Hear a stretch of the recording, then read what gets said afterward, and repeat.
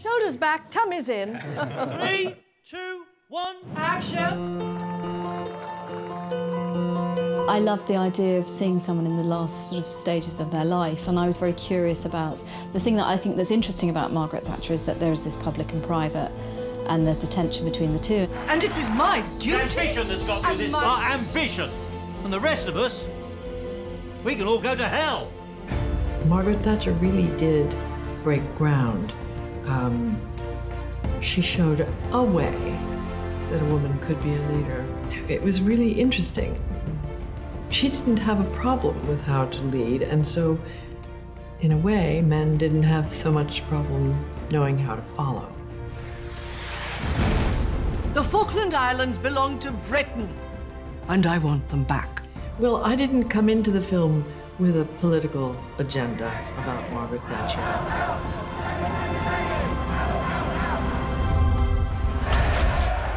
We were sort of more concerned with the toll that takes on a person, that kind of decision-making. When you're the leader and the buck stops here, what does it do to you as a human? How much stamina does it take, you know, to stay strong?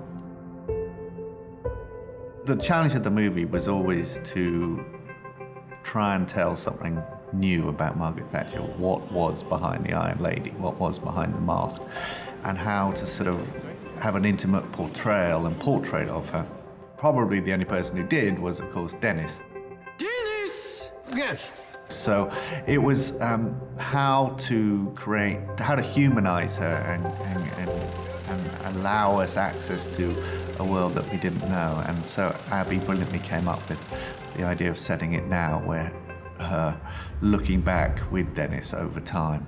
No, we all know who he was, but in a way, but we don't know who he was at the same time, because he was a master at keeping himself in the background, and he always was in the background, but he was a master at not pushing himself to the front at all. And so his line, that it doesn't appear in the film, but his line is, it's better to keep your mouth shut and be thought a fool than to open it and remove all doubt. So he remains an enigmatic character.